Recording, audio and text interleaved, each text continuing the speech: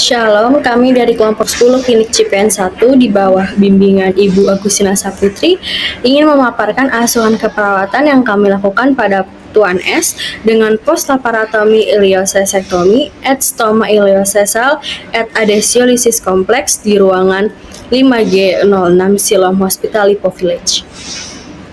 Berikut nama-nama kelompok kami. Sebelum memaparkan asuhan keperawatan yang kami lakukan, saya akan menjelaskan diagnosis keperawatan pasien kami. Laparotomi merupakan salah satu prosedur pembedahan mayor dengan melakukan penyayatan pada lapisan-lapisan dinding abdomen untuk mendapatkan bagian organ abdomen yang mengalami masalah, seperti hemoragik, perforasi, kanker, dan obstruksi. Tindakan yang dilakukan yaitu iliosesektomi atau pengangkatan reseksi bagian ileum terminal, ujung usus halus, dan sekum bagian pertama dari usus besar. Selanjutnya, stoma iliosesal, pembuatan lubang buatan stoma yang menghubungkan bagian ileum dan sekum ke dinding perut, biasanya untuk mengeluarkan feses secara sementara atau permanen. Adhesiolisis kompleks merupakan tindakan pelepasan perlengketan adhesi atau jaringan usus atau organ di rongga perut yang terjadi akibat peradangan atau operasi sebelumnya. Kompleks berarti perlengketannya berat dan meluas, sehingga memerlukan tindakan pembedahan yang hati-hati dan lama. Berikut adalah data pasien kelolaan kelompok kami. Inisial pasien kami yaitu Tuan S dengan usia 54 tahun dengan diagnosa medis post-laparotomi iliosesektomi at stoma iliosekal at adhesiolisis kompleks, dirawat di SILVB lantai 5 kamar G06. Tanggal masuk ke rumah sakit yaitu pada tanggal 9 Oktober 2025 dan kelompok kami melakukan tindakan atau asuhan keperawatan pada tanggal 14 Oktober 2025. Saat kelompok kami melakukan pengkajian, pasien mengatakan setelah menjalani operasi belum terbiasa dengan adanya stoma di perutnya. Pasien dan keluarga juga mengungkapkan rasa khawatir karena belum mengetahui cara merawat dan membersihkan stoma dengan benar, serta mengatakan takut jika stoma bocor dan mengeluarkan bau yang tidak sedap. Selain itu, pasien merasa sangat cemas memikirkan kondisi fisiknya yang sekarang, karena ia merupakan satu-satunya anggota keluarga yang bekerja untuk menafkahi istri dan ketiga anaknya yang masih bersekolah. Pasien juga berharap dapat segera pulih agar bisa kembali bekerja seperti semula. Oke, jadi di sini ada bagian proses terjadinya pasien dengan post-laparotomi. Yang pertama yang akan kita bahas adalah faktor risiko. Yang pertama ada faktor risiko diet rendah serat, di mana pasien sering sekali bahkan hampir setiap hari mengonsumsi makan makanan gorengan dan juga makanan bersantan. Lalu faktor risiko yang kedua ada usia. Pasien kita usianya di atas 50 tahun yang dimana fungsi tubuh menjadi menurun. Faktor risiko ketiga adalah merokok. Pasien kita merokok. Lalu faktor risiko yang keempat ada pekerjaan. Pasien bekerja sebagai seorang supir truk di mana jam istirahatnya itu tidak teratur. Oke, untuk proses di mana bisa terjadi post-laparotomi itu pertama karena terbentuknya divertikula atau kantong-kantong abnormal yang terbentuk di usus besar. Nah, kantong-kantong yang abnormal itu bisa menyebabkan masuknya sisa makanan yang tidak sehat tadi seperti gorengan dan santan-santan, sehingga menyebabkan kantong-kantong tersebut menjadi tersumbat. Nah, sumbatan itu akan menyebabkan infeksi dan infeksi itu akan menjadi peradangan divertikula atau divertikulitis. Nah, tanda dan gejalanya dari divertikulitis ini adalah leukositosis dan juga demam. Dari peradangan divertikula ini atau divertikulitis ini akan menyebabkan peningkatan tekanan di mana lubang-lubang yang tadi sumbatan itu akan meningkatkan tekanan di kantong-kantong tersebut sehingga menyebabkan mikroperforasi atau robekan kecil di dinding-dinding divertikula. Sehingga robekan-robekan kecil itu menyebabkan kebocoran yang dimana isi dari usus keluar ke rongga perut, sehingga itu yang menyebabkan pasien mengeluh nyeri perut hebat saat pertama kali datang ke rumah sakit. Nah, dari si mikroperforasi itu karena dia terjadi kebocoran di mana isi usus keluar ke rongga perut, sehingga harus dilakukan prosedur pemotongan bagian peradangan tersebut dan menutup jalur bocor tersebut. Jadi dinding usus besar disambungkan ke dinding perut, gunanya itu untuk mengistirahatkan fungsi usus besar sehingga dari situ dibentuk stoma. Dari bagian ini kita mengangkat 3 diagnosa utama. Yang pertama ada resiko infeksi, yang kedua ada defisit pengetahuan, dan yang ketiga ada gangguan citra tubuh. Diagnosis keperawatan pertama yaitu resiko infeksi dibuktikan dengan efek prosedur invasif. Pasien terpasang stoma di right lower quadrant dan leukosit 13.100 per mikroliter. Intervensinya adalah pencegahan infeksi, yaitu observasinya, monitor tanda dan gejala infeksi lokal dan sistemik, terapetiknya cuci tangan sebelum dan sesudah kontak dengan pasien di lingkungan pasien. Edukasi yang diberikan yaitu jelaskan tanda dan gejala infeksi, lalu ajarkan cara mencuci tangan dengan benar, kemudian ajarkan cara memeriksa kondisi luka atau kondisi luka operasi, lalu anjurkan meningkatkan asupan nutrisi dan cairan. Implementasi dari pencegahan infeksi yang pertama adalah memonitor tanda dan gejala infeksi lokal dan sistemik. Area stoma tidak terdapat tanda dan gejala infeksi. Kemudian yang kedua, mencuci tangan sebelum dan sesudah kontak dengan pasien di lingkungan pasien. Keluarga pasien telah mengikuti anjuran perawat untuk mencuci tangan sebelum dan sesudah kontak dengan pasien. Kemudian menjelaskan tanda dan gejala infeksi. Pasien dan keluarga mengatakan memahami apa saja tanda dan gejala dari infeksi. Kemudian, mengajarkan cara cuci tangan dengan benar. Pasien dan keluarga mengatakan paham dan mampu melakukan cara cuci tangan dengan benar. Kemudian, mengajarkan cara memeriksa kondisi luka atau kondisi luka operasi. Pasien mengatakan keluarga dan pasien memahami penjelasan dan mengerti cara memahami kondisi luka. Kemudian, mengajarkan cara memeriksa kondisi luka atau kondisi luka operasi. Pasien dan keluarga memahami penjelasan dan mengerti cara memeriksa kondisi luka. Kemudian menganjurkan meningkatkan asupan nutrisi dan cairan. Pasien mengatakan akan mengikuti anjuran yang akan diberikan. Oke, bagian yang terakhir dari diagnosa keperawatan 1 yaitu evaluasi SOP, di mana subjektif pasien mengatakan memahami cara mencuci tangan yang benar dan akan melakukan sebelum serta sesudah melakukan aktivitas. Pasien juga mengatakan memahami tanda dan gejala infeksi serta akan segera melapor jika muncul gejala seperti demam atau kemerahan pada luka. Di bagian objektif, tanda-tanda vital dalam batas normal, tidak terdapat demam, area luka tampak bersih, tidak ada kemerahan, nyeri, atau bengkak. Pasien melakukan praktik mencuci tangan dengan benar setelah mendapat edukasi. Sebagai analisis, risiko infeksi belum teratasi.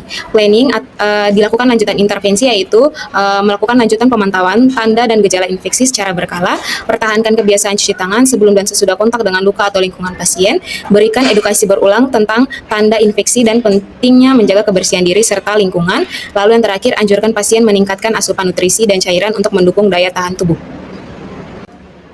Diagnosa keperawatan 2. Yang kami angkat adalah defisit pengetahuan tentang gaya hidup sehat berhubungan dengan ketidaktahuan menemukan sumber informasi. Dibuktikan dengan keluarga mengatakan bahwa ini pertama kalinya pasien terpasang stoma. Pasien mengatakan baru pertama kali menjalani operasi. Pasien mengatakan belum pernah memiliki stoma sebelumnya dan tidak tahu cara merawatnya. Pasien juga mengatakan takut salah saat membersihkan atau mengganti kantung stoma. Pasien mengatakan belum tahu makanan apa yang boleh atau tidak boleh dikonsumsi setelah memiliki stoma. Keluarga juga mengatakan belum tahu bagaimana cara membantu pasien merawat stoma di rumah nanti. Intervensi keperawatan yang dapat diangkat adalah edukasi kesehatan, observasi, identifikasi kesiapan dan kemampuan menerima informasi, dan identifikasi faktor-faktor yang dapat meningkatkan dan menurunkan motivasi perilaku hidup bersih dan sehat. Kemudian terapeutik, sediakan materi dan media pendidikan kesehatan, jadwalkan pendidikan kesehatan sesuai kesepakatan, berikan kesempatan bertanya kepada pasien dan keluarganya. Intervensi pada bagian edukasi adalah menjelaskan faktor risiko yang dapat mempengaruhi kesehatan, ajarkan perilaku hidup bersih dan sehat, ajarkan strategi yang dapat digunakan untuk meningkatkan perilaku hidup bersih sehat. Untuk implementasinya diambil edukasi kesehatan. Yang pertama yaitu mengidentifikasi kesiapan dan kemampuan menerima informasi. Yang kedua, pasien dan keluarga siap untuk menerima edukasi. Yang ketiga, menyiapkan materi dan media pendidikan kesehatan. Yang keempat, menjelaskan kepada pasien tentang perawatan stoma dan edukasi tentang diet yang sehat. Yang kelima, memberikan kesempatan bertanya. Yang keenam, pasien bertanya apakah stoma bisa dibersihkan dengan air biasa dan perawat menjelaskan bahwa stoma hanya bisa dibersihkan dengan NaCl. Yang ketujuh, menjelaskan faktor risiko yang dapat mempengaruhi kesehatan. Yang kedelapan, pasien mengatakan mengerti penjelasan yang diberikan dan akan mengurangi konsumsi rokok. Evaluasi untuk subjektifnya, pasien dan keluarga siap untuk menerima edukasi. Pasien bertanya apakah stoma dapat dibersihkan dengan air biasa dan perawat menjelaskan bahwa stoma hanya bisa dibersihkan dengan NaCl. Pasien juga mengatakan mengerti penjelasan yang diberikan dan akan mengurangi konsumsi rokok. Untuk objektifnya, pasien dan keluarga memahami penjelasan tentang perawatan stoma dan edukasi tentang diet yang sehat. Dan juga untuk Asesmennya itu defisit pengetahuan teratasi, dan untuk planning selanjutnya, lanjutkan edukasi terkait perawatan stoma dan pola makan sehat, pantau pemahaman pasien pada kunjungan berikutnya, dan dorong pasien untuk menerapkan gaya hidup sehat dan mengurangi konsumsi rokok. Diagnosa keperawatan yang ketiga adalah gangguan citra tubuh berhubungan dengan efek tindakan atau pengobatan, misalnya pembedahan. Dikaitkan dengan pasien mengatakan takut stoma bocor atau mengeluarkan bau saat berada di tempat umum nantinya. Pasien juga mengatakan sulit menerima perubahan bentuk tubuhnya setelah operasi karena sekarang harus menggunakan kantong stoma. Terpasang stoma pada right lower quadrant abdomen. Kemudian data subjektifnya itu pasien mengatakan takut stoma bocor atau mengeluarkan bau saat berada di tempat umum nanti. Kemudian pasien juga mengatakan sulit menerima perubahan bentuk tubuhnya setelah operasi karena sekarang harus menggunakan kantong stoma. Data objektifnya adalah terpasang stoma di right lower quadrant. Intervensi yang kami ambil yaitu promosi citra tubuh. Observasinya yang pertama yaitu mengidentifikasi budaya, agama, jenis kelamin, dan umur terkait citra tubuh. Kemudian terapeutik, yang pertama diskusikan perubahan tubuh dan fungsinya. Yang kedua, diskusikan persepsi pasien dan keluarga tentang perubahan citra tubuh. Dan yang ketiga, diskusikan kondisi stres yang mempengaruhi citra tubuh seperti luka, penyakit, atau pembedahan. Kemudian edukasi, yang pertama jelaskan kepada keluarga tentang perawatan perubahan citra tubuh. Dan yang kedua, anjurkan mengungkapkan gambaran diri terhadap citra tubuh. Untuk implementasi diagnosa keperawatan ketiga yang diambil adalah promosi citra tubuh. Yang pertama, mendiskusikan perubahan tubuh dan fungsinya. Yang kedua, pasien memahami bahwa stoma yang terpasang di tubuhnya dikarenakan perubahan pada fungsi sistem pencernaannya. Yang ketiga, mendiskusikan persepsi pasien dan keluarga tentang perubahan citra tubuh. Yang keempat, pasien dan keluarga mengatakan awalnya cemas dan tidak nyaman akan stomanya, namun setelah diberikan penjelasan, pasien mulai menerima kondisinya. Yang kelima, mendiskusikan kondisi stres yang mempengaruhi citra tubuh seperti luka, penyakit, dan juga pembedahan. Yang keenam, pasien mengatakan stres yang dihadapi disebabkan karena stoma yang terpasang di perutnya. Yang ketujuh, jelaskan kepada keluarga tentang perawatan perubahan citra tubuh. Dan yang kedelapan, keluarga mengatakan bahwa memahami penjelasan yang diberikan oleh perawat. Untuk evaluasinya, subjektifnya itu pasien mengatakan bahwa paham mengenai tujuan pemasangan stoma dan sudah menerima perubahan pada dirinya. Pasien dan keluarga juga bersedia untuk mengikuti semua perawatan yang diberikan untuk proses pemulihan pasien. Untuk objektifnya, pasien dan keluarga tampak menerima dan memahami bahwa penjelasan diberikan perawat mengenai tujuan pemasangan stoma dan pengaruhnya terhadap gambaran diri pasien. Untuk analisisnya itu, gangguan citra tubuh belum teratasi. Dan planningnya itu, yang pertama itu kita lanjutkan diskusi mengenai persepsi pasien tentang perubahan citra tubuh pasien. Kemudian diskusikan kondisi stres yang mempengaruhi citra tubuh. Jelaskan kepada pasien dan keluarga mengenai perawatan perubahan citra tubuh. Dan yang terakhir, anjurkan untuk mengungkapkan gambaran diri terhadap citra tubuh pasien. Berikut beberapa referensi yang kami gunakan. Sekian dari kelompok kami. Terima kasih. Yeay.